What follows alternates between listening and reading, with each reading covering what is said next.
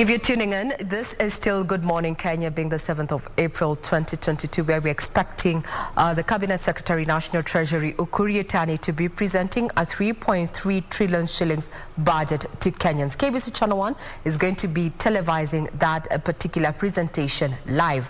However, being Good Morning Kenya, we are seeking your views in regard to this budget. What are your expectations? To take us through this conversation, as well as just looking at what is happening in our current affairs, is none other than Mr. Anthony Nyambane Ogato from Manyara County, and he's also aspiring to be the Member of Parliament of Kitutu Masaba constituency. Karibu sana. Thank you for your time. Asante sana. Now, before we speak finance, today's budget day, now let's just look at what is happening in this political scene. We have seen what Azimio la Umoja One Kenya is up to now.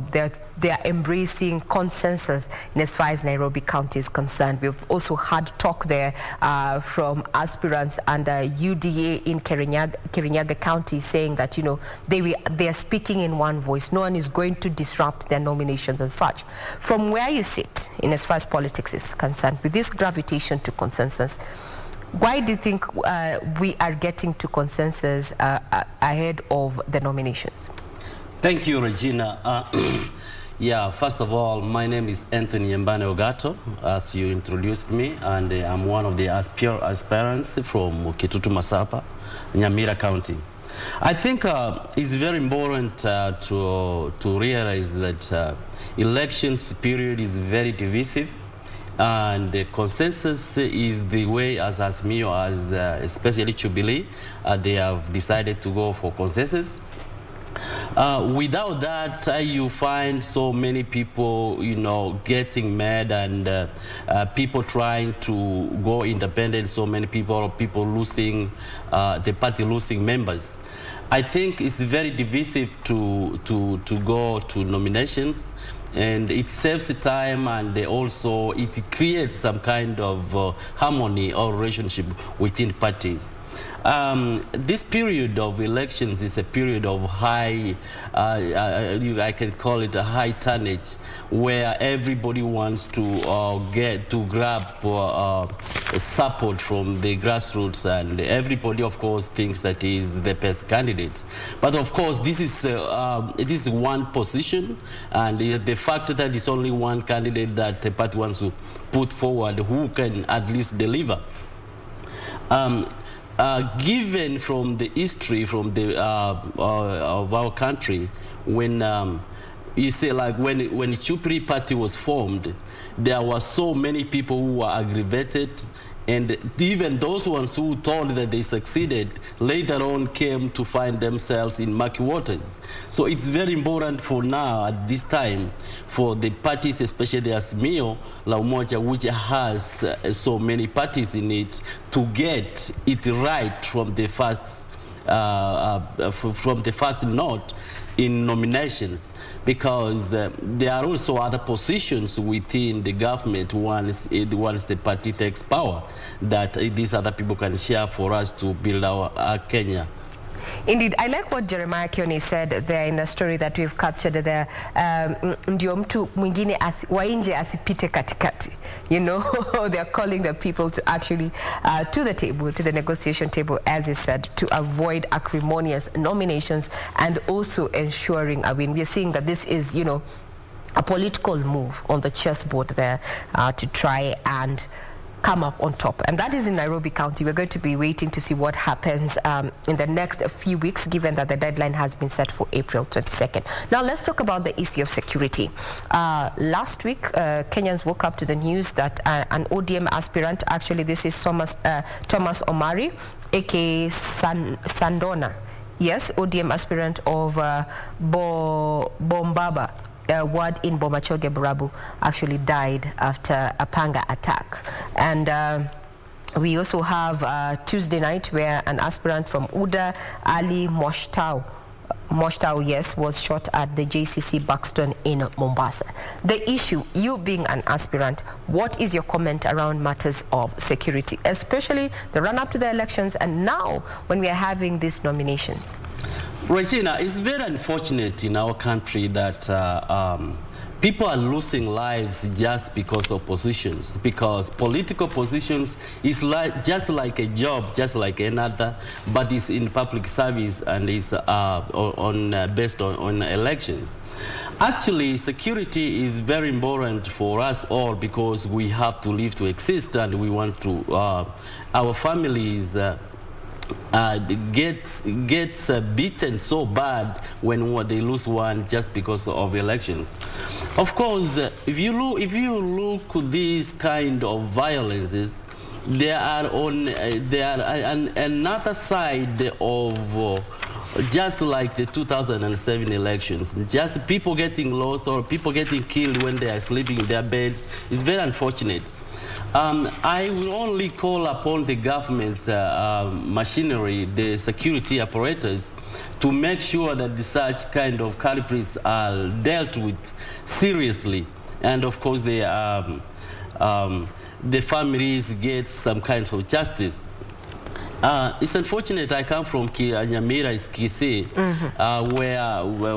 where one of us was just assassinated. Actually, it's in a very cold-blooded way.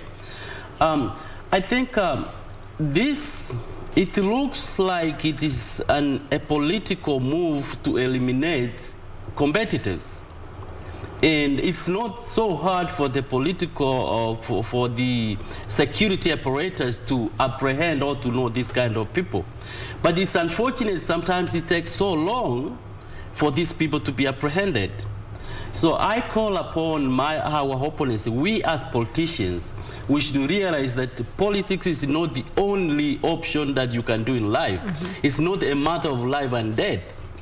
Indeed. Now, this matter is still under investigations. I'm sure the sleuths will get to the persons behind the killing of Thomas Omari there, an ODM aspirant there. Now we shift focus and focus on matters of today, matters of the budget. If today, Anthony Nyambane Ogato, you were in the position of Cabinet Secretary Ukur Yatani of National Treasury, what would you prioritize in as far as the 2022-2023 budget is concerned? Thank you. I wish. I think it's very important to realize this is the last budget for the Jubilee government, and this is election year. More so, this is the period when, in this year, we have had a very unique way when the students have sat for their exams and they are going back to school at the middle of the year anyway. So if I was Ukur Yatani, the first thing I could have considered is to reduce the taxes on school supplies like books and all uniforms, so that the parents at least can get some kind of, some weight can be removed out of their shoulders. Also, I would also consider the food. The food, unga, najua sisi wakisi kitu ya chakula, ugali, yeah. So I would consider that so much. Fuel has been a problem, and there has to be like subsidies or at least lessen some taxes so that we can have we can have enough, people can have the fuel in at the gas stations or petrol station. And there has also been panic. The people have been panicking so much because they feel that the petrol is going to be. I think this kind of buying fuel in jerrycans and filling the cars has also caused the petrol station to be empty. So people need to be assured that there will be petrol the next day so that panic can go down. More so, the president's big four agendas need to be very clear at this onset, because election year brings a lot of uncertainty with investors. We want to make sure that the investors still remains in the country or have confidence in the government which is to come. And you know very well also these ideas of violence and crashes within our people. People are relocating from their original homes. I think people should be assured that they are also safe in their original places where they've been living, regardless of the elections. Security. So I was just taking down your list in terms of priority. If you were seated in a Kuriatani seat, what you'd be looking at, you'd be reducing taxes on school equipment, including books. Yes. You'd also be focusing on the cost of basic commodities, especially food, and you've mentioned unga. Then also the uncertainty around, fuel and petroleum products, and now also uncertainty around investors, being that this is a transitional year in as far as elective politics is concerned. Now, the issue of, reducing the cost of fuel. Last week, there was a standoff between government and OMCs, the oil marketers there, and we saw some money, 34 billion actually disbursed that had been made from the subsidies. Going forward, what recommendations would you give to ensure that, first of all, we cushion mwananchi from, high fuel prices, given that this is a global commodity? We do not have our own source, so global shocks. And also ensure that these people who are in the value chain, who are complementing government efforts to ensure that we have these products in the country, also at the end of the day, can take something back home. How would the recommendations that you'd make to strike that balance? Regina, it's obvious that these subsidies that are given, that 4 billion are given by the president, could have come much earlier. It didn't need that or to wait till the crisis sets in and then we start looking for the solutions. We don't need to wait for the crisis to set in our country and then we start looking for remedies. This is one of the things that we have to hold our leaders in the office into account, that they have to be responsible on their dockets. So that is one.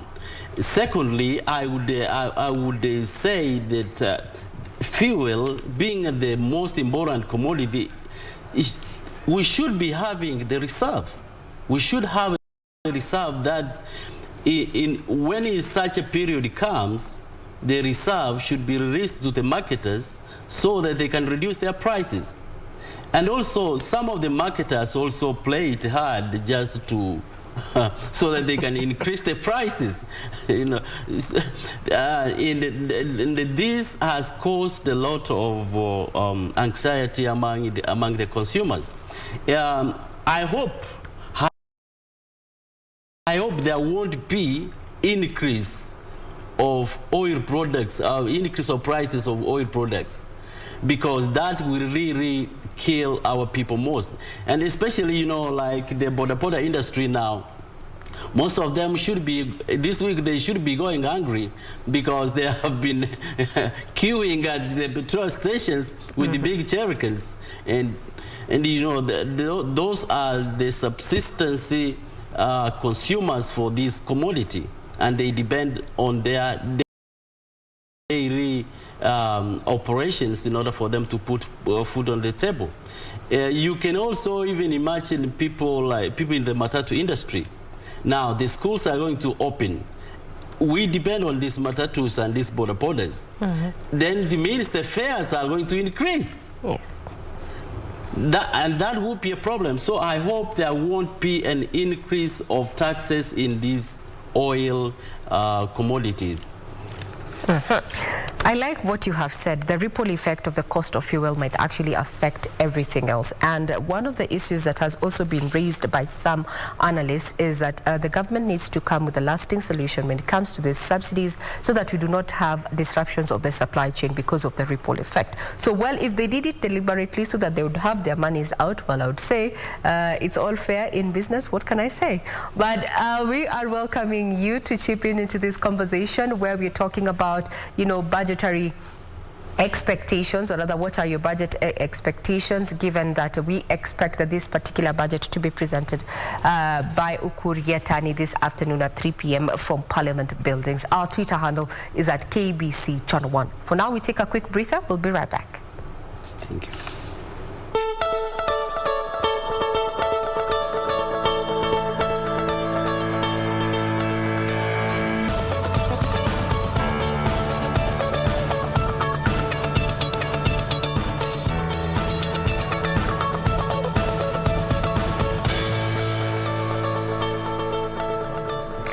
Good morning. We're still having the conversation around your budget expectations. Remember, this has been dubbed as President Uhuru Kenyatta's last budget, and government intends to spend a cool 3.3 trillion shillings for the financial year 2022-2023.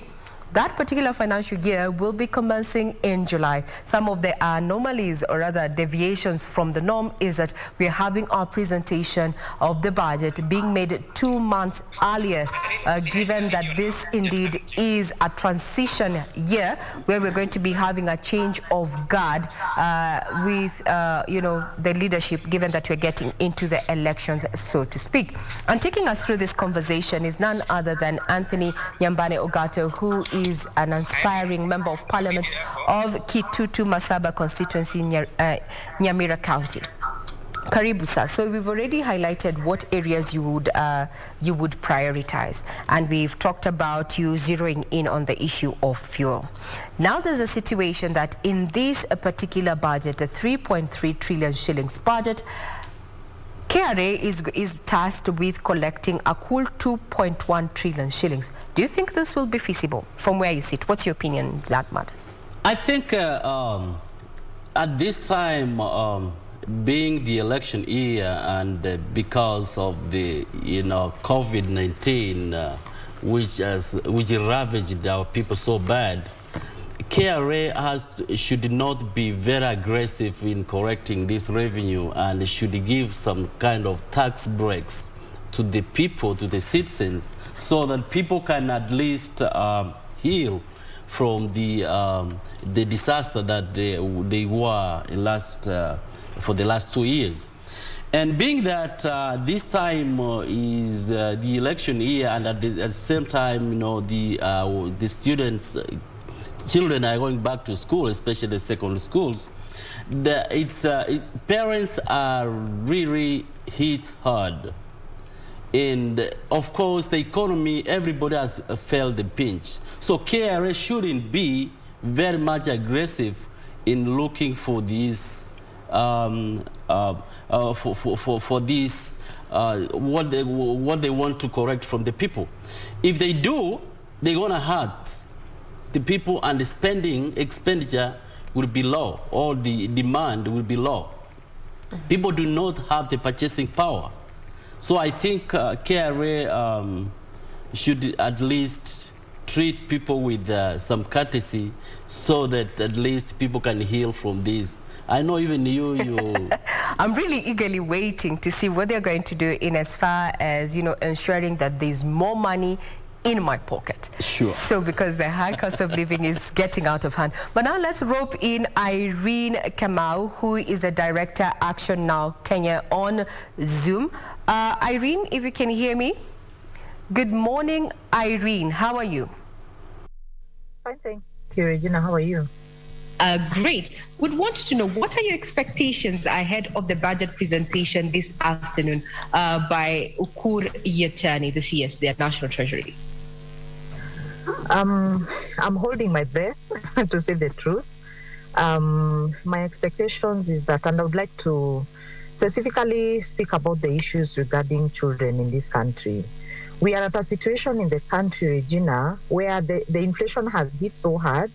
You're realizing that families are now getting to a point where getting just the basic needs is a challenge. And as a result of that, what is happening is that children are ending up getting neglected. Parents are not having time to be with their children because they have to be out there trying to get some income to feed their families. The income is not enough. So you're also realizing that at the end of the day, even the feeding is getting to be a challenge the minute the feeding gets to be a challenge, a lot of our children are going to end up, or actually ending up getting malnourished. So for the younger children, you realize that they end up getting stunted. It affects their brains. It affects the development of their brains. So for me, what I'm expecting from the budget today, number one, we need to see a situation where the basic needs, the rates for the basic needs actually are reduced. We need to get a situation where at least the food prices get to go down. We need to get our fuel issues sorted out, like very, very quickly, because that already is affecting other issues to do with our feeding habits at the family level. So that is one of the things I would be expecting. Number two, I'm hoping and I'm expecting that the government would need to look at the different areas of wastage that we have as a country. Because you realize over the last few years, our tax levels have actually gone very high. But yet, even as we collect the taxes, we end up having so many loopholes where we lose out on the resources. So as a country, it becomes difficult for us. So that is what I'm expecting, Regina. Yeah. Mm-hmm. I like what you have spoken about, tightening the loose ends when it comes to collection of revenue by the taxman. Given its history, KRA has been missing its targets of raising this required revenue to drive, government development and also take care of government business. Now it has a target of 2.1 trillion shillings, which is 300 billion shillings more than its target last year. Now, Irene, there's been a conversation about widening the tax bracket. I know it's out of your depth, but also to increase, or rather have, the informal sector now also jump in and participate, actively in matters of tax. What do you think is hampering government from bringing in, or rather roping in, the informal sector in as far as matters tax are concerned? Like you say, that is very deep for me, but I can tell you, I work in the community. And I can tell you one of the challenges that the community has with our government is the whole issue of, having money going into waste, and we get to see it going into waste. So since the informal sector is actually very informal, it's not very well structured, the first thing that the community or people down here, the first thing that they're going to do is basically stay away from anything KRA, stay away from anything taxes, to tighten that gap. I think one of the things we need to do is, let me talk about a case of give and take. What is the government giving to the informal sector, so that then the informal sector, on the other hand, is willing to say, okay, look, because you have allowed me to do my business, then it is okay, I'm going to pay the taxes. Because you realize for small business people, what happens is that you're already so heavily taxed for the licenses, the business fees, the advertising, the everything, that at your small level, the mama mboga, whoever is doing a small kiosk, they are not making any money in their shop. So if the government can enable the small business person actually raise income, by basically putting structures in place that will make it easy to run the business, then I believe the informal sector can be roped in. And the structures or the ways to do that could easily be through at the business licensing level, if that can actually be done. But then in return, whatever the licenses are collected, they need to support the small person doing business down here. Mm-hmm. Very well said, Irene. They're supporting MSMEs there to, catapult economic growth. Then we will have compliance, because as MSMEs will feel that they're part and parcel of, the community, and that government is also taking care of them. Before I let you go, Irene, I understand you have another meeting with the children. DVBS coming back on board after a 2-year stint missing in action. I'm sure the girls and boys are really waiting to participate in this. My daughter actually really enjoys the DVBS. Now, before we let you go on that matter, the issue of graft, the issue of corruption when it comes to matters of governance and leadership. At a time when we're talking about government raising these funds and then taking care of us, matters of health, infrastructure, and such, the cost of graft when it comes to impacting on what, or rather our lives as Kenyans. What can you say about that issue? Regina, for me, matters graft, they touch a very soft spot in my heart, because when you look at the kind of wastage we have, honestly, we cannot afford it. We can't afford it at all. And then what normally happens is that, unfortunately, as Kenyans, somebody once said that we people who live in Kenya, we live in Kenya as if we don't belong here. It's like we are going somewhere else. So we are kind of just here very briefly and, going out to another country. So one of the things that happens is that as Kenyans, we lack ownership. Hence the reason that it's easy for me to steal from my employer. It's easy for my employer to steal from their boss. It's easy for my boss to steal from the country. It's easy for the leaders to steal from the government. And it's basically becomes a big cycle that unfortunately is being replicated even with our children, for example. So for me, the first thing that Kenyans we have to do, we have to own this country. We belong here. God placed us here. So we have to own this country. We have to make decisions that are good for our country, which means, on the one hand, I will choose to actually protect what belongs to my country and what belongs to my county. Now, the other thing, for example, I'll talk about the leaders. We realize I've heard about this case, they call it now devolved corruption, where corruption has gone down to the county level.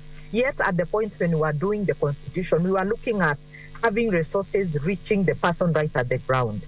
So I believe one of the things that government needs to do is that to ensure that every county is accountable for the resources that they are collecting and the resources they are receiving.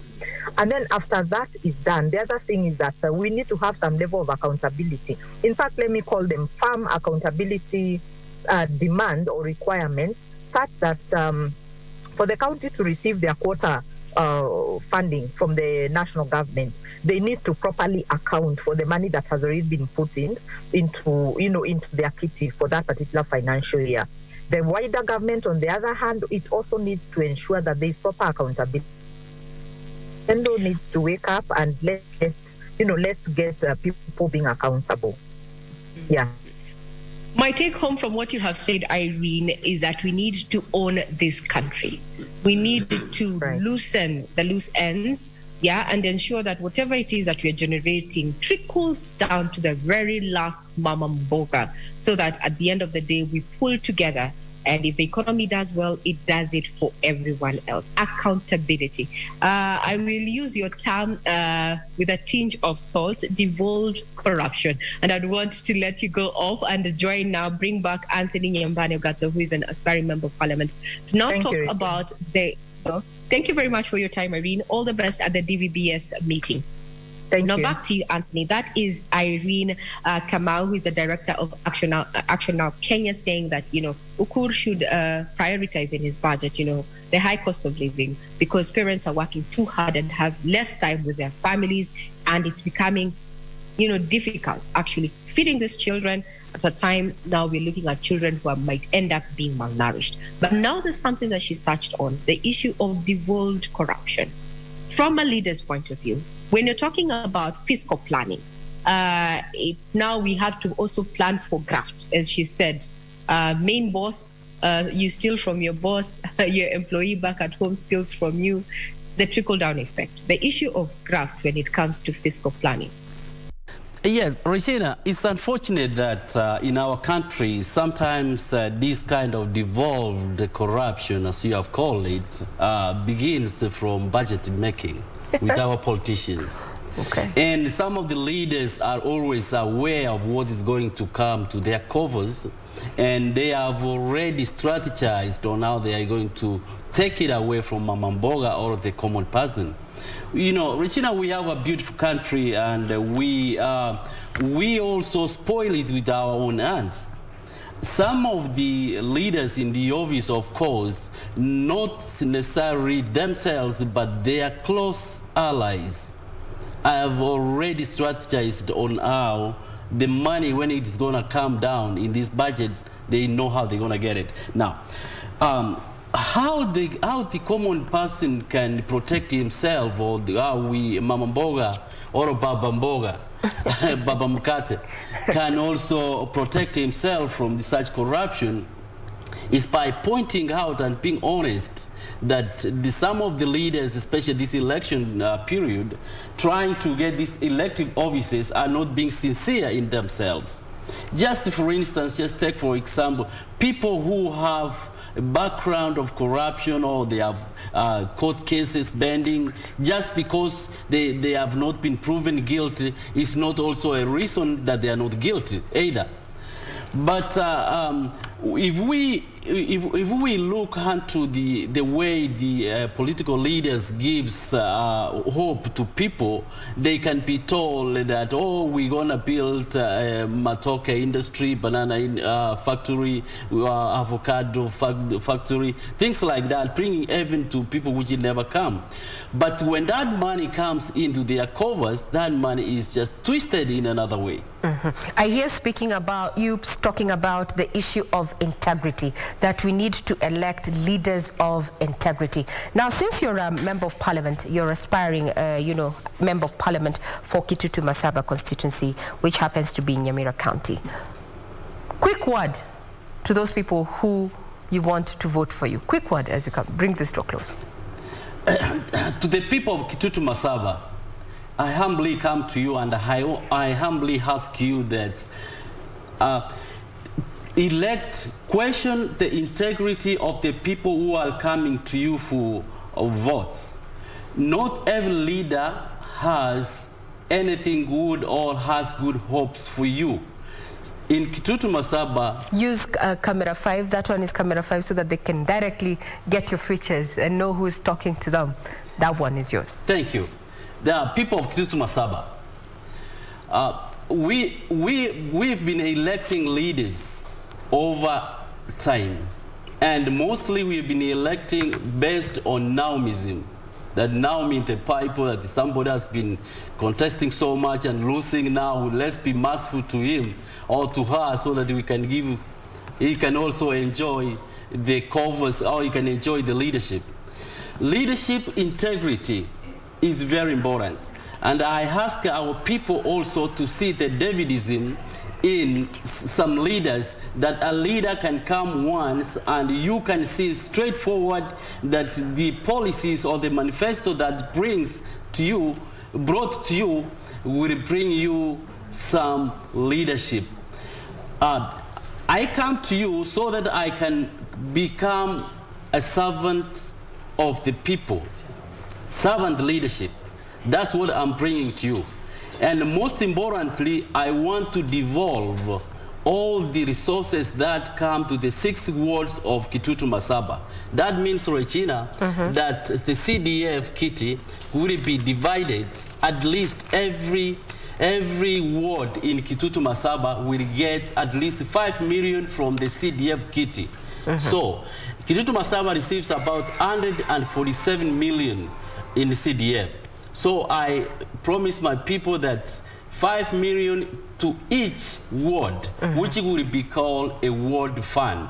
Indeed. Now you've had that. We're talking about integrity, and we have been speaking to Anthony Nyambane Ogato, who is an aspiring member of parliament for Kitutu Masaba constituency there. We gave him an opportunity to actually address his constituents there, since he's going to be running for active office come August 9th. Matters of integrity, matters of how we plan in as far as, government planning is concerned. Today's budget day, so we are open to your views in regard to what are your expectations come 3 p.m. today. So thank you very much, sir. Thank you. Now let's go to the Nairobi Central